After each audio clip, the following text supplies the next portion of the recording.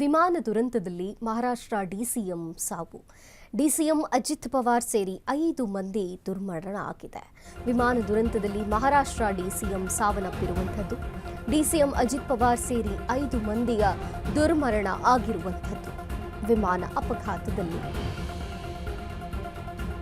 ಮಹಾರಾಷ್ಟ್ರದ ಬಾರಾಮತಿ ಬಳಿ ವಿಮಾನ ಅಪಘಾತವಾಗಿದೆ.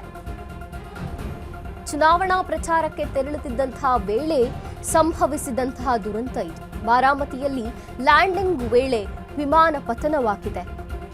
ಬಾರಾಮತಿ ಆಸ್ಪತ್ರೆ ಮುಂದೆ ಕುಟುಂಬಸ್ಥರ ಆಕ್ರಂದನ ಮುಗಿಲು ಮುಟ್ಟಿರುವಂಥದ್ದು. ಅಜಿತ್ ಪವಾರ್ ಪತ್ನಿ ಸುನೇತ್ರಾ, ಪುತ್ರ ಪಾರ್ಥ ಗೋಳಾಟ ಮಾಡುತ್ತಿದ್ದಾರೆ. ಬಾರಾಮತಿ ಆಸ್ಪತ್ರೆ ಮುಂದೆ ಕಾರ್ಯಕರ್ತರ ದಂಡು ಸೇರಿದೆ. ವಿಮಾನ ಅಪಘಾತದಲ್ಲಿ ದುರಂತದಲ್ಲಿ ಮಹಾರಾಷ್ಟ್ರ ಡಿಸಿಎಂ ಸಾವನ್ನಪ್ಪಿದ್ದಾರೆ.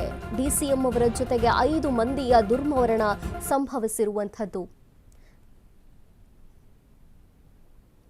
ಅಜಿತ್ ಪವಾರ್ ಸೇರಿ 5 ಮಂದಿ ದುರ್ಮರಣ ಆಗಿದೆ.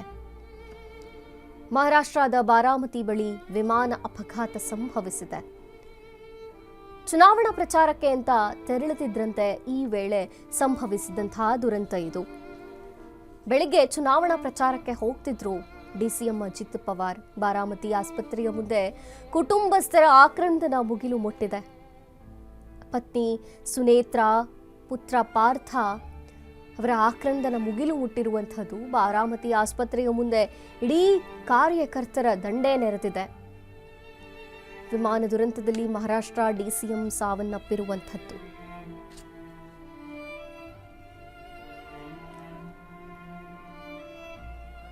ಚುನಾವಣಾ ಪ್ರಚಾರಕ್ಕೆ ಅಂತ ತೆರಳುತ್ತಿದ್ರು ಡಿಸಿಎಂ ಅಜಿತ್ ಪವಾರ್. ಇದೇ ವೇಳೆ ಲ್ಯಾಂಡಿಂಗ್ ಸಮಯದಲ್ಲಿ ಈ ವಿಮಾನ ದುರಂತ ಸಂಭವಿಸಿರುವಂಥದ್ದು.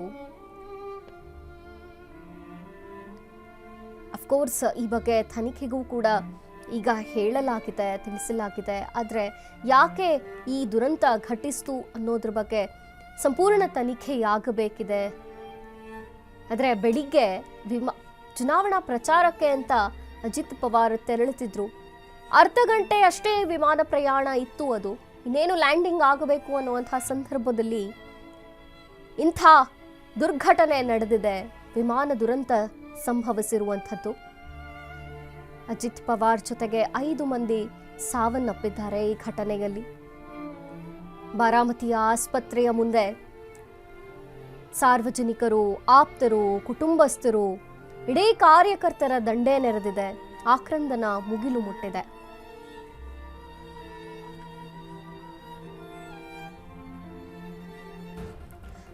ನೋಡ್ತಿದ್ದಂತೆ ಅಜಿತ್ ಇದ್ದ ವಿಮಾನ ಪತನವಾಗೋಯ್ತಲ್ಲ.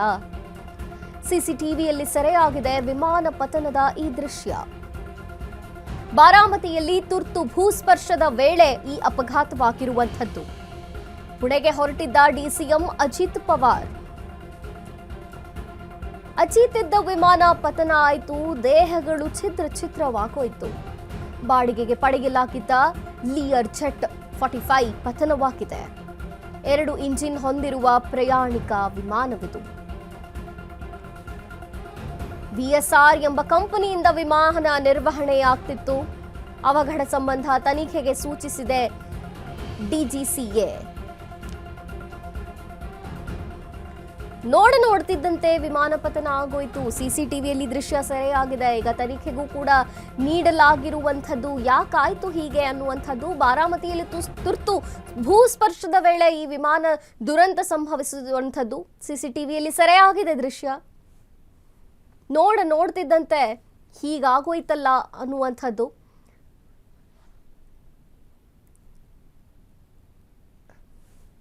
ಇಸ್ ದೃಶ್ಯಗಳಲ್ಲಿ ಮಾರ್ಕ್ ಮಾಡಿ ತೋರಿಸಲಾಗ್ತಿದೆ. ಅಲ್ಲಿ ಹಿಂದೆ ವಿಮಾನ ದುರಂತ ಸಂಭವಿಸಿದಂತಹ ದೃಶ್ಯಗಳಿದೆ. ಅಜಿತ್ ಪವಾರ್ ಇದ್ದ ವಿಮಾನ ಪತನವಾಯಿತು. ದೇಹಗಳು ಛಿದ್ರವಾಗೋಯ್ತು. ಸಡನ್ ಆಗಿ ಆಯಿತು ನೋಡಿ. ಅಲ್ಲಿ ಬಾಡಿಗೆಗೆ ಪಡೆಯಲಾಗಿದ್ದಂತಹ ಲಿಯರ್ ಜೆಟ್ 45 ಪತನವಾಯಿತು. 2 ಇಂಜಿನ್ಗಳನ್ನ ಹೊಂದಿರುವ ಪ್ರಯಾಣಿಕ ವಿಮಾನವಾಗಿತ್ತು ಇದು. ಈ ರೀತಿ ಸಡನ್ ಆಗಿ ಭೂಸ್ಪರ್ಶವಾಗುವಂತಹ ಸಂದರ್ಭದಲ್ಲಿ ದುರಂತವಾಗುವುದಕ್ಕೆ ಕಾರಣವೇನು? ಏನಾದರೂ ಲೋಪದೋಷಗಳು ಇತ್ತಾ ವಿಮಾನದಲ್ಲಿ? ಏನಾದರೂ ಟೆಕ್ನಿಕಲ್ ಪ್ರಾಬ್ಲಮ್ಸ್ ಇತ್ತಾ? ನೋಡ್ತಿದ್ದಂತೆಯೇ ವಿಮಾನ ಪತನವಾಗೋಯ್ತಲ್ಲ. 5 ಜನ ದುರ್ಮರಣ ಹೊಂದಿದ್ದಾರೆ, ಡಿಸಿಎಂ ಅವರನ್ನು ಸೇರಿ. ಸಿಸಿಟಿವಿಯಲ್ಲಿ ಸೆರೆಯಾಗಿದೆ ದೃಶ್ಯ, ವಿಮಾನ ಪತನದ ದೃಶ್ಯ. ಬಾರಾಮತಿಯಲ್ಲಿ ಇನ್ನೇನು ತುರ್ತು ಭೂಸ್ಪರ್ಶವಾಗಬೇಕು ಅನ್ನುವಂಥ ವೇಳೆ ಅಪಘಾತ ಸಂಭವಿಸಿರುವಂಥದ್ದು. ಪುಣೆಗೆ ಹೊರಟಿದ್ರು ಡಿಸಿಎಂ ಅಜಿತ್ ಪವಾರ್ ಅವರು. ಇದ್ದಕ್ಕಿದ್ದಂತೆ ವಿಮಾನ ಪತನವಾಗೋಯ್ತು, ದೇಹಗಳು ಛಿದ್ರವಾಗಿದೆ.